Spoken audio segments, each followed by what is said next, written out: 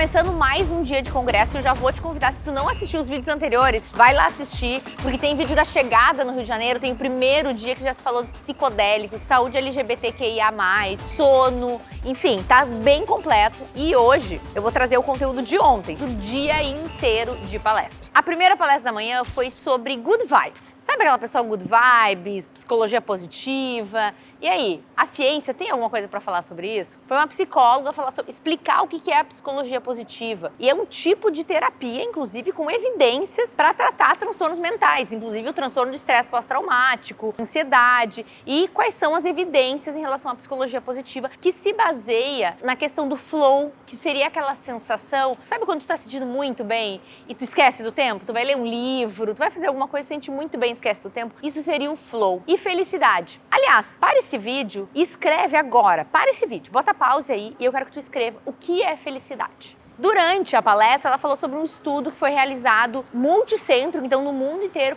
perguntando para as pessoas o que era felicidade. Teve mais de 7.000 definições do que era felicidade. 1% falou que felicidade não existia e 1% também falou que não conseguia definir felicidade. E a maioria das pessoas deu algum significado psicológico de felicidade. Harmonia, bem-estar, e a psicologia trabalha muito isso. E a gente precisa entender o que é felicidade através dos nossos valores, aquilo que nos faz bem, e tá sempre em busca. Mas aí vem o Dr. Daniel Barros, que eu já falei no vídeo de ontem, falar sobre o lado ruim do otimismo. Otimismo em excesso pode ser um problemão. Falta de otimismo também. Se eu tenho uma certeza absoluta que tudo vai dar certo, eu não vou me planejar direito. Então eu preciso ter uma dose de otimismo, mas eu preciso sim pensar naquilo que eu preciso fazer. Porque senão as coisas podem dar errado. E se eu não estiver preparado, eu posso me dar muito mal. Se eu não planejar, o risco de eu ter um problema é muito maior. E aí encerramos com a palestra do Dr. Fernando, falando sobre como colocar o otimismo em prática. E ele deu alguns exercícios ali pra gente poder treinar. Eu até vou deixar depois na descrição do vídeo alguns exercícios que vocês podem fazer em casa para poder treinar o otimismo. Sorrir é uma das coisas mais importantes para que a gente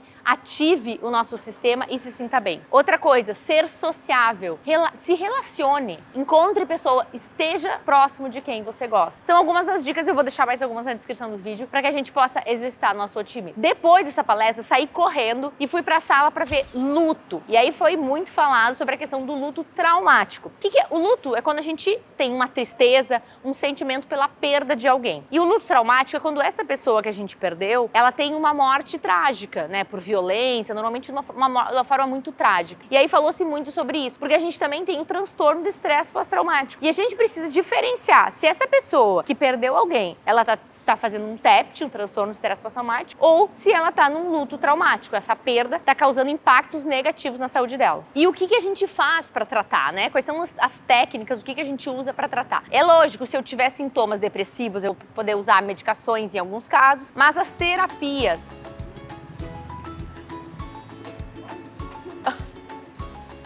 Paradinho, porque o carro aqui quase subiu em cima, no meio da gravação, queria aparecer.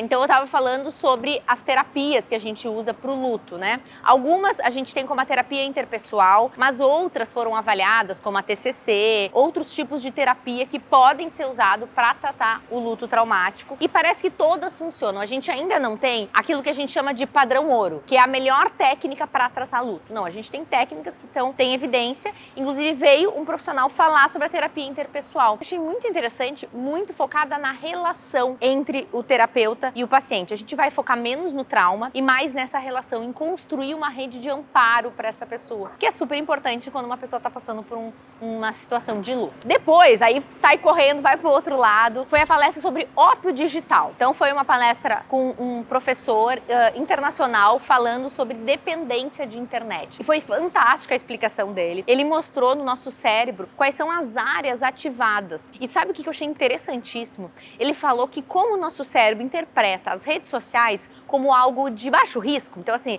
eu não entendo como, por exemplo, uma droga de abuso que tem um risco. O nosso córtex pré-frontal, ele não limita o uso. E por isso que é tão difícil de parar. Porque como a gente entende que não é algo perigoso, a gente não consegue ter esse limite de, vou largar a rede social que está em excesso. E ativa o nosso sistema de recompensa. Só que a questão principal não é ativar o sistema de recompensa, porque, por exemplo, a comida também ativa, o sexo também ativa. Só que se eu não enxergo isso como algo com uso problemático, eu não consigo parar. E a gente ainda não tem o diagnóstico de transtorno por uso de internet. Mas a gente vai ver os critérios diagnósticos do transtorno por uso de substância, a gente vê que tem muitas coisas que fazem sentido em relação à internet. Eu vou dar um exemplo. Ela tá tão viciada na rede social que ela tá dirigindo e ela vai olhar o celular enquanto ela tá dirigindo. Por quê? Porque na cabeça dela aquilo não é perigoso. Mas é sim uma forma de se expor a um risco, por exemplo, de ter um acidente, porque tu tá mexendo no celular e a tua atenção tá diminuída da direção. Então, são comportamentos que a gente começa a perceber um uso problemático. E aí, ele até falou uma coisa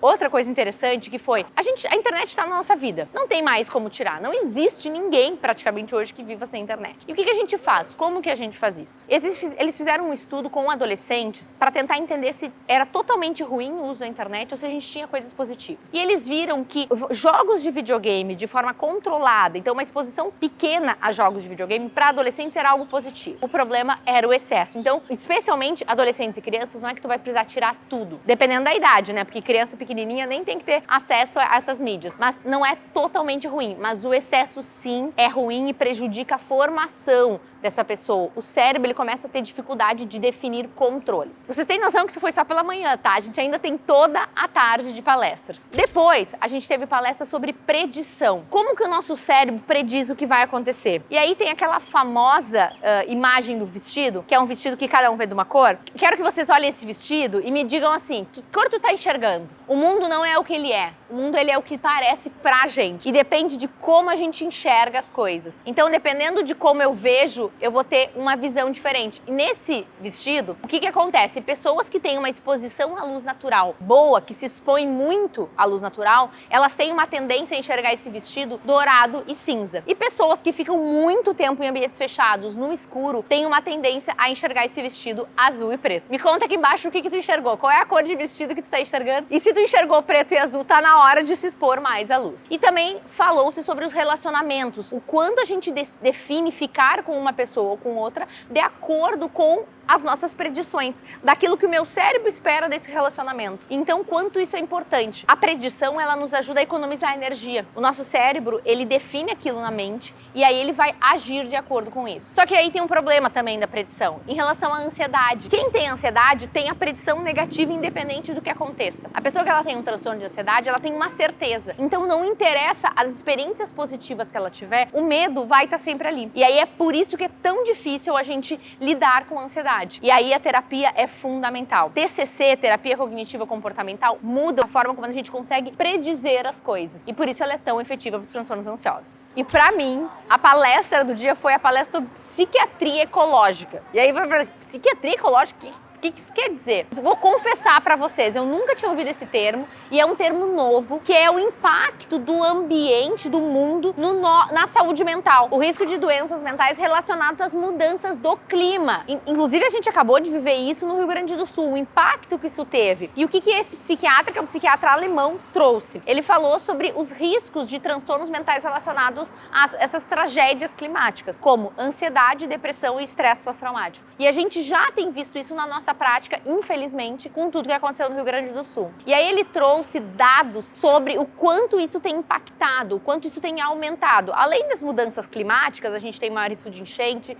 de deslizamento. Então isso vai impactando na saúde mental. E olha esse dado. A cada aumento de 1 grau, há um aumento de 4% da violência interpessoal. Então sim, as pessoas ficam mais agressivas com o aumento do calor. E aumento de 14% na violência entre grupos. Inclusive com risco de comportamentos de luta entre os grupos, e isso aumenta muito a questão do risco de alteração de saúde mental. E ele trouxe a importância da gente ter ambientes verdes dentro da cidade. A poluição, a temperatura impacta muito negativamente na nossa saúde mental. Então esses espaços verdes, a gente fala da imersão verde, é ter aquele momento em que tu sai e que tu pode relaxar no ambiente, tu pode se sentir bem, isso é fundamental para melhorar a nossa saúde mental. Muito legal, eu fiquei super interessada interessada, deu vontade de sair fazendo um mestrado sobre esse tema, e porque cada vez mais a gente vai precisar. A mudança climática, ela é real, e aí ele falou uma questão de One Health, que é uma saúde só. Não existe saúde individual se a gente não tiver uma saúde do grupo e a gente não tiver